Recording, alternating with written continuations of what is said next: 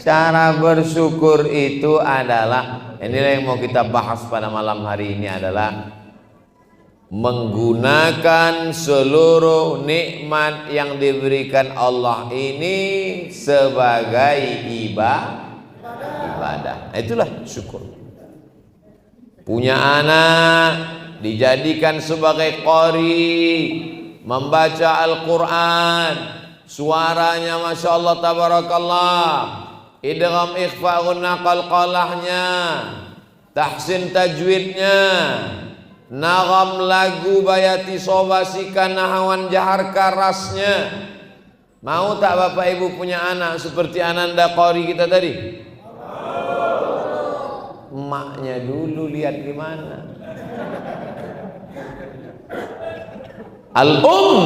Al-madrasatul ula, ibu adalah sekolah yang pertama. Sebelum masuk TPQ, sebelum masuk TK, sebelum masuk SD, sebelum masuk SMP, sebelum masuk SMA, sebelum masuk pesantren, sebelum S1, S2 dan S3, sekolah yang pertama adalah ibu. 100%, 200%. Siapa yang tak percaya bisa tanya langsung ke Ananda kita. Pastilah ayah ibunya mendidiknya dengan baik. Akhirnya kita menikmati suaranya malam ini. Masya Allah tabarakallah. Doakan supaya anak Ustadz Somad bisa seperti beliau. Anak kita semuanya anak Somad.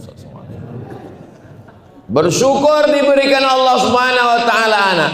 Tak terhitung tak berapa jamaah yang meminta air putih, minta doa. Ustaz Abdul Somad, tolong doakan saya biar supaya bisa punya anak. Ustaz Somad, umur muda berapa? 40 tahun. Belum punya anak? Belum. Loh, kenapa? Belum nikah.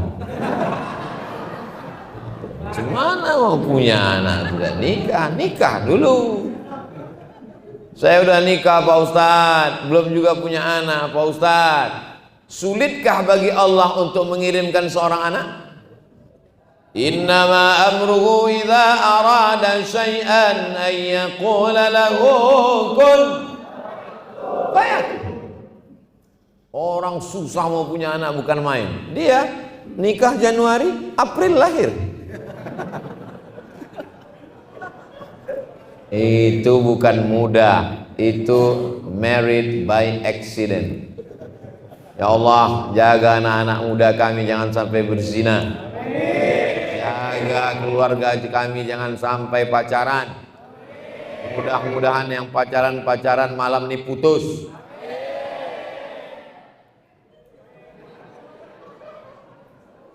Nikmat masa muda. Syabun, anak muda, nasya'a fi ibadatillah, anak muda yang masa mudanya dipakai untuk beribadah kepada Allah. Yang mengawal saya dari mulai mobil sampai ke depan ini kanan kiri anak muda semua. Inilah anak muda yang mensyukuri nikmat Allah. Masa muda yang lain sibuk narkoba, yang lain masa mudanya sibuk dengan zina, yang lain masa mudanya sibuk dengan ganja. Tapi ada anak muda yang sibuk mengawal para alim, para habaib, para ulama. Ini anak muda yang bersyukur. Orang tua Pak Ustadz, orang tua nggak usah bersyukur, malaikat maut udah dekat. Anak-anak muda ini hawa nafsunya bergelora, kulitnya masih tegang, wajahnya masih muda, darahnya masih mendidih. Orang ngajak dia malam ini pacaran, ayo kita pergi jalan-jalan ke tepi pantai, ke tepi laut. Tidak, aku mau mengawal Ustadz Somad. Katakan tidak pada pacar. Terus nanti habis pengajian kita lanjut. Ini anak muda yang nafsunya masih nafsu lawwamah, nafsu yang masih terombang-ambing, tergantung SMS-nya kemana. Ayo pengajian, ayo pacaran, ayo zikiran solawatan, ayo dugem mabuk, oke. Maka kita minta kepada Allah supaya anak muda ini diberikan Allah istiqomah. Ya muqallibal qulub, engkau yang membolak-balikkan hati, sabbit qalbi, kokohkan hatiku ala dinik dalam agamamu, wa ala ta'atik dalam ketaatan kepadamu. Anak muda yang selamat masa mudanya disebut dalam Al-Quran, dibaca tiap malam Jumat, Ashabul Kahfi. Fityatun amanu bi rabbihim wa zidnahum huda. Anak-anak muda yang beriman kepada Allah, ditambah Allah hidayahnya. Nabi Muhammad SAW itu bukan lahir langsung tua, dia anak muda, gagah perkasa. Kalau jual barang-barang laku keras, sampai akhirnya yang punya barang-barang itu heran. Kenapa setiap dia yang bawa barang ini laku terus? Siapa namanya yang bawa ini? Itu dia orangnya. Mana dia yang bawa, setiap dia bawa barang ini laku banyak, tidak seperti yang lain? Itu dia orangnya. Dia belum pernah ketemu. Nama perempuan yang punya barang-barang dagangan itu namanya Khadijah. Orang kaya, bangsawan, tinggal di Makkah. Barang-barang ini dibawa oleh seorang pemuda yatim piatu bernama Sayyidina Muhammad sallallahu alaihi wasallam. Setiap barang ini dibawa laku keras. Akhirnya Khadijah penasaran, mana orangnya yang jual barang ini? Ditunjuk, itu orang.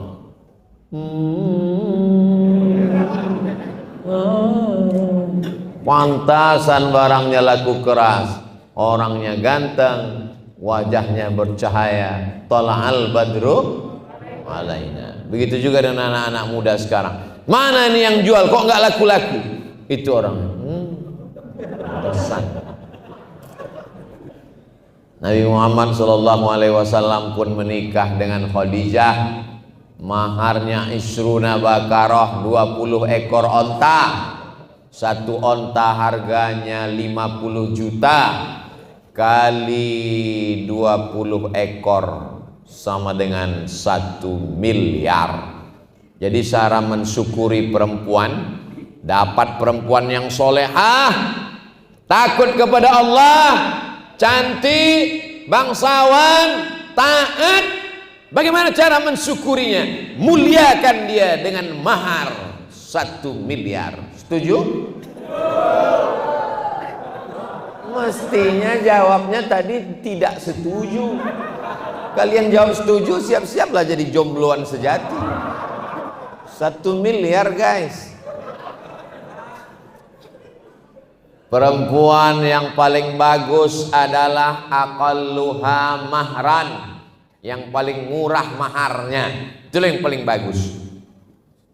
Ceramah mesti seimbang. Kalau kita mau memuliakan perempuan, ceritakan Nabi menikah dengan Khadijah, maharnya 1 miliar. Tapi kalau untuk menjaga stabilitas kepemudaan nasional, jangan sampai rusak harga mahar di Balikpapan gara-gara ceramah Abdul Somad. Nanti pas mau datang ceramah ditolak.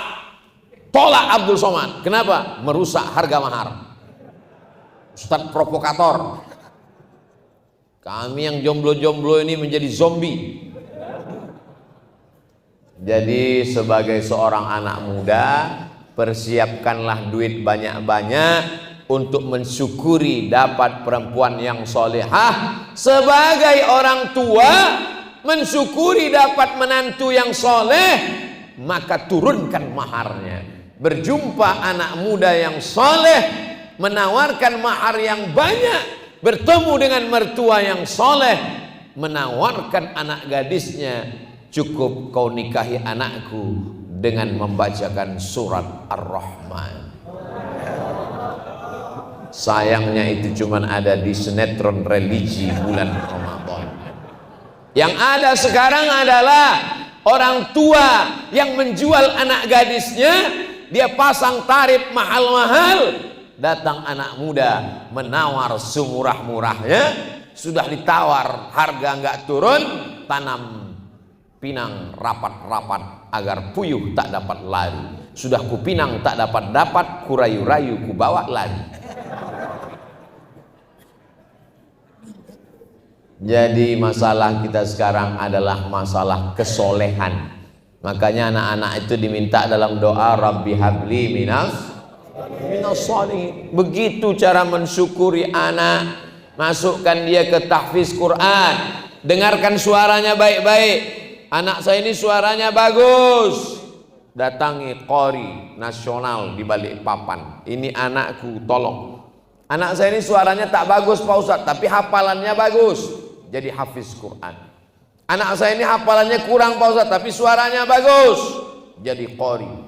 Anak saya ini Pak Ustadz hafalannya kuat, suaranya bagus. Kiai Haji Muammar ZA. Anak saya ini Pak Ustadz otaknya nggak kuat, suaranya tak bagus. Mungkin kaligrafinya bagus. Berapa banyak orang otaknya tak kuat, suaranya tak bagus, tapi kaligrafinya cantik. Anak saya ini Pak Ustadz suaranya tak bagus, otaknya tak bagus, tulisannya tak bagus. Mungkin dia punya bakat lain. Tidak ada anak bodoh, karena setiap anak pasti diberikan Allah kelebihan-kelebihan. Makanya jangan kau pukul kepalanya, hei bodoh. Mungkin dia bodoh matematika, tapi dia menjadi penulis sastra. Orang nulis sastra nggak perlu matematika. Mungkin dia bodoh biologi, tapi dia cerdas dalam bidang yang lain. Komunikasinya bagus. Allah berikan kelebihan. Ada yang tinggi, ada yang rendah, ada yang kurus, ada yang gemuk, ada yang putih, ada yang hitam. Jangan lihat itu semua, tapi lihatlah siapa yang mengirimkan anak ini. Aku tak pernah minta kau jadi anakku. Si anak pun menjawab, aku pun tak pernah minta kau jadi emakku. Allah yang mengirimkan roh itu, dibawa oleh malaikat. Inna ahadakum yujma'u khalquhu fi batni ummihi arba'ina yawman nutfah. 40 hari dalam rahim dalam bentuk nutfah, cairan sperma. Summa yakunu alaqatan mithla dhalik. Berubah menjadi darah 40 hari. Summa yakunu mudghatan mithla dhalik. Berubah menjadi daging 40 hari. 40 hari air, 40 hari darah, 40 hari daging. Summa yursalul malaku. Datang malaikat mengirim ruh. Ditiupkan ruh Abdul Somad ke dalam perut perempuan di pulau Sumatera. Itu bukan pilihan saya. Itu pilihan siapa? Allah. Bapak dikirimkan ke dalam rahim perut orang Kalimantan. Pilihan siapa? Pilihan Allah. Jadi jangan pernah mengejek anak, dan anak jangan pernah mengejek orang tua. Syukuri dapat anak, syukuri punya orang tua. Ini banyak anak-anak yang tidak bersyukur sama orang tua. Gara-gara kamulah aku pesek. Ini takdir, Beb. Ini ketetapan Allah. Apa pernah dulu malaikat datang mengirimkan kertas kosong, multiple choice? Kau mau jadi apa? A. Arab. B. Batak. C. Cina. Tidak ada. Itu semua pilihan Allah Subhanahu. Maka kita tidak boleh mengejek orang karena sukunya, mengejek orang karena warna kulitnya. Innallaha la yanzuru ila ajsamikum. Allah tidak pernah menengok bentuk tubuh kamu.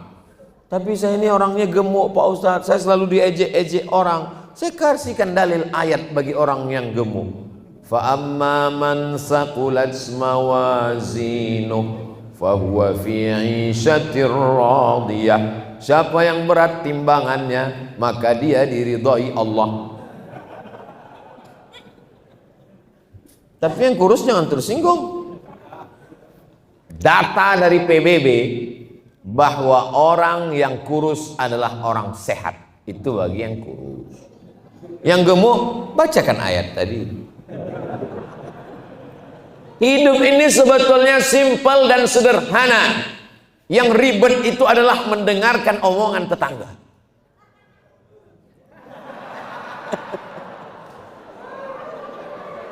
Hidup ini sebenarnya tidak sulit, tidak payah, tidak ribet, tidak jelimet. Yang sulit itu adalah komentar orang di Instagram, Facebook, Twitter, dan YouTube. Betul? Maka jalani saja hidupmu, syukuri apa yang diberikan Allah.